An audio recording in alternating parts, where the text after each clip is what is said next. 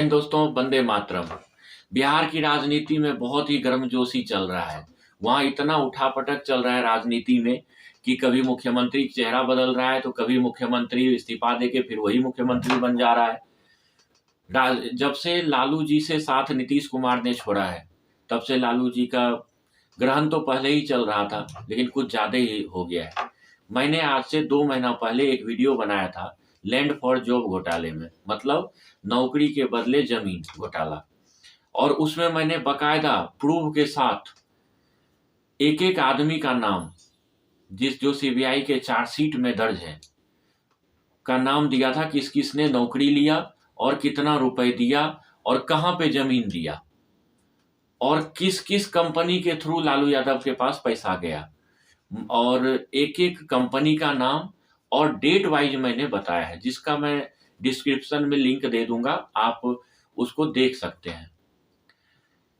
अभी फिर से जब से नीतीश कुमार से अलग हुए हैं लालू यादव और उनकी सरकार गई है, तब से ईडी का बहुत ताबड़तोड़ फिर से शुरू हो गया है उनके ऊपर सवाल जवाब। कल ही लालू यादव को बुलाया गया, उनसे 60 क्वेश्चन पूछा गया। 60 प्रश्न में से लगभग 50 प्रश्न के वो जवाब दे पाए और 10 प्रश्न ऐसे थे जो कि नहीं दे पाए। उस प्रश्न में सबसे पहले ये था कि आपने जो दिल्ली में बंगला खरीद के दिया बेटे तेजस्वी के नाम, वो किस पैसे का दिए, और वो बंगला 100 करोड़ का बंगला है, और वो 100 करोड़ का बंगला और जमीन 4 लाख में रजिस्ट्री कराया गया है। अब आप बता दीजिए कि 100 करोड़ का बंगला और जमीन 4 लाख रुपए में रजिस्ट्री करवाया गया है तेजस्वी के नाम पे, वो कैसे हुआ? इसका कोई जवाब लालू यादव के पास नहीं था। सेम चीज तेजस्वी से पूछा गया, जिस बंगले में आप दिल्ली में रहते हैं अपने पत्नी के साथ, वो बंगला जो है आपको अगर गिफ्ट में मिला या कैसे भी मिला, तो आपने 4 लाख में करोड़ों का जमीन, करोड़ों में भी 100 करोड़ का जमीन आपने 4 लाख में कैसे रजिस्ट्री कराया? ऐसा दानी दाता कौन मिल गया? इसका कोई जवाब तेजस्वी के पास भी नहीं था। यही चीज जिसने कंपनी ने उसको जमीन दिया है उस कंपनी से भी पूछा गया, लेकिन कोई जवाब उनके पास नहीं था। अगर लालू यादव और तेजस्वी यादव इस चीज का जवाब नहीं दे पाते हैं तो जेल जाना तय है।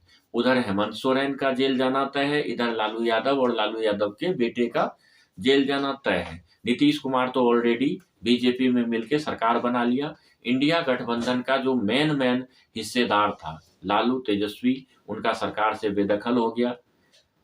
नीतीश बीजेपी में शामिल हो गया, हेमंत सोरेन जेल जा रहा है। उधर ममता बनर्जी अलग बोल दिया कि हम अकेले लड़ेंगे इलेक्शन। अखिलेश यादव ने तो घोषणा भी कर दिया अपने सांसदों के निर्वाचन के लिए नाम। तो इससे पूरा बिखराव आ गया इंडिया गठबंधन में। जो इंडिया गठबंधन का संयोजक था नीतीश कुमार, वही जाके बीजेपी में मिल गए। अब लालू यादव और तेजस्वी और उनकी बहन हेमा यादव, ये तीनों तो मेन अभियुक्त हैं ही, लेकिन इसमें लालू यादव का समधी, हेमा यादव का ससुर और हेमा यादव का पति, ये दोनों भी अंदर जाने वाले हैं। अंदर मतलब तिहाड़ जेल, क्योंकि इसमें लैंड फॉर जॉब मामले में हेमा यादव का ससुर और हेमा यादव का पति, इनका खास हिस्सेदारी रहा था, क्योंकि टोटल षड्यंत्र जो है इन्हीं का रचा हुआ था। जैसे दिल्ली शराब कांड में जो है संजय सिंह का पूरा षड्यंत्र था, उसी में मनीष सिसोदिया, केजरीवाल सारे के सारे फंस रहे हैं। उसी तरह लैंड फॉर जॉब में जो है हेमा यादव का पति और हेमा यादव का जो ससुर है, उनका पूरा षड्यंत्र रचा हुआ है। उनके षड्यंत्र के बीच, षड्यंत्र में तभी तो बहुत अच्छा लगा लालू यादव को, लेकिन उन्हें ये पता नहीं था कि समय कब करवट लेती है कोई पता नहीं। जैसे सेना के जवानों का जब परेड होता है उनको पीछे मुड़ बोला जाता है, पीछे मुड़ होते ही जो सबसे आगे होता है वो सबसे पीछे चला जाता है। उसी तरह एक समय है, कब आप आगे जाओगे और कब एकदम से पीछे चले जाओगे कोई पता नहीं। हजारों करोड़ का प्रॉपर्टी है, स्विस बैंक में पैसा अलग है जिसका कोई बही खाता नहीं है। संबंधी के नाम से अरबों अरबों का रुपए है, जमीन है, मकान, बिल्डिंग, होटल वगैरह है, जो कि एक गरीब परिवार से लालू यादव आते थे और उनके संबंधी और गरीब परिवार से आते थे। उनके पास ना कोई जॉब था, ना कोई कुछ बिजनेस था, फिर इतना इतना अरबों रुपए आ कहाँ से गया?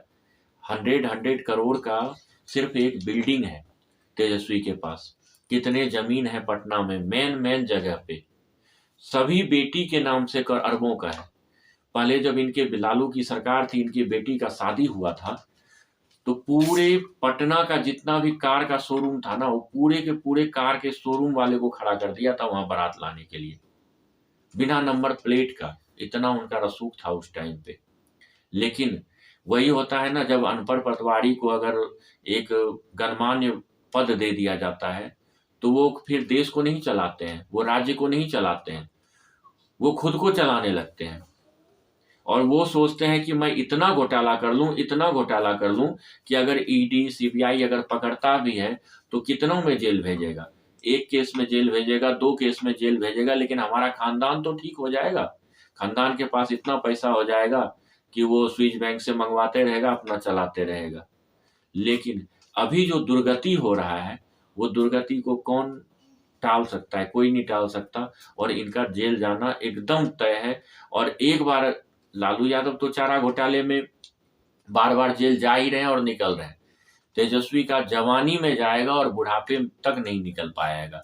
ये ईडी के तरफ से जैसा केस दर्ज किया गया है सीबीआई की तरफ से, उस हिसाब से ऐसा लगता है।